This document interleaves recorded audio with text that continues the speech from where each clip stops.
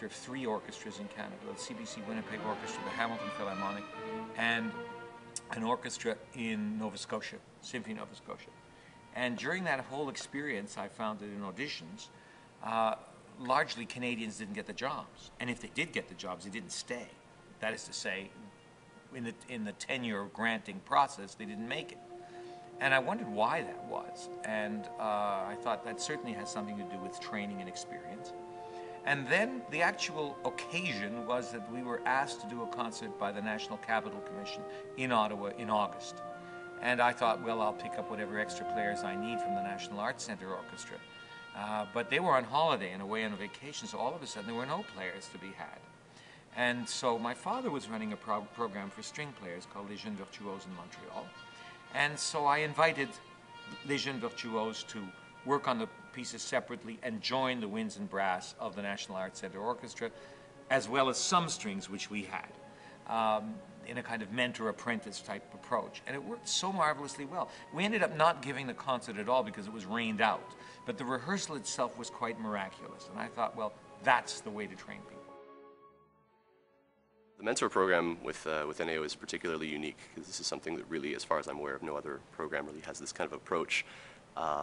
Essentially, we're being teamed up with professionals in the business already, in major orchestras, principal players, and all the rest of it. They will perform alongside with us as need be in the concert.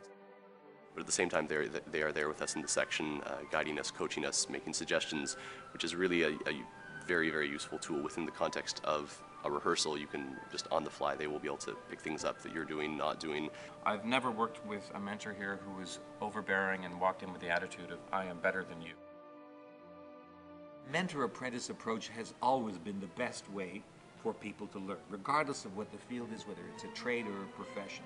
I mean, if you want to become a plumber, you first of all become an apprentice plumber and you hold the pipe wrench and you see how the copper is cut or how the PVC is fitted, and you experience on the job what really you need to do the job.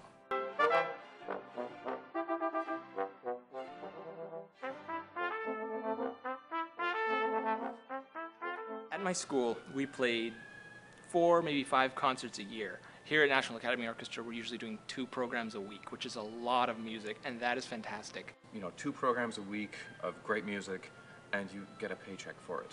It was wonderful.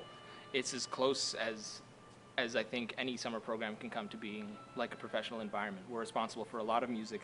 We have to be prepared. We don't have a lot of rehearsal time, and we really have to bring our own impetus to really learning the music and making it into something great. There's a lot of repertoire, there's a lot of stuff we cover, stuff that we work a lot by ourselves on orchestral excerpts, and then putting them in context is unbelievable. So it helps in the preparation for auditions, and it helps when you get a call and you have to come last minute to play in an orchestra. Oh, I played that piece. When I finished my master's, I really had 2 options.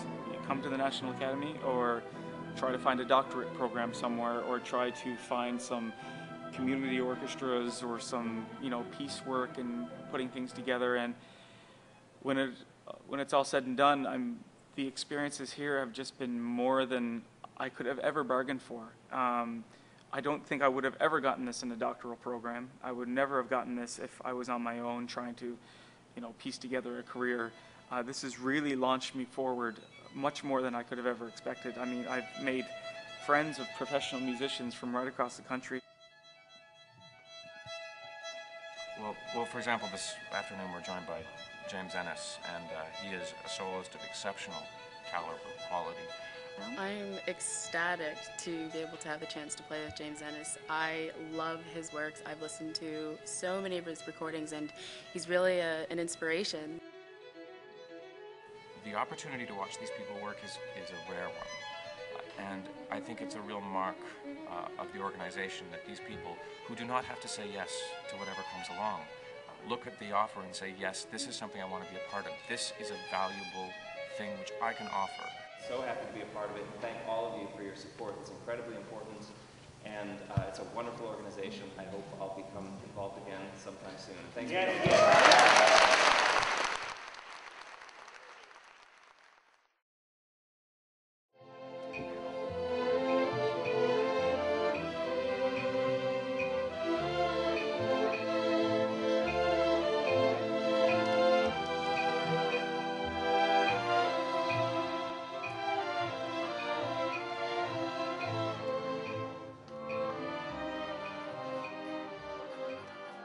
This orchestra is auditioned annually from some 450 applicants, roughly coming from all over the world, who happen to be Canadians.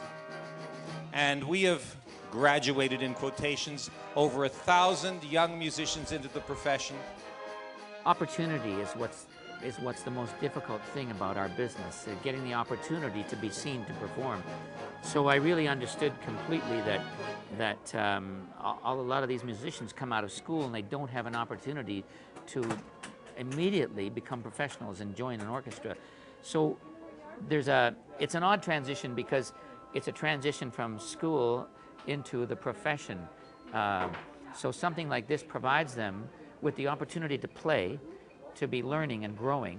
I just hope to get basically the experience of a lifetime. When the actual practical aspect of getting up on the podium and conducting every single day, literally, has been the main launch of this. There have been a number of people who have won jobs in various orchestras, and I'm going to name a few of them for you. Leif Mossbaugh, who is now principal oboe of the Saskatoon Symphony. Graham Lord, who is now principal clarinet of Orchestra London. Callum MacLeod, who is now principal bass of Sinfonia Toronto. It's really nice to see that people are doing well in their new circumstances and that what we've given them in terms of their training, and they keep telling me that, I hope they're not just flattering me, is really vital to them, and that they've learned a lot and that they've made use of that learning, and that it was among the most useful things they did in their life was be at the National Academy Orchestra.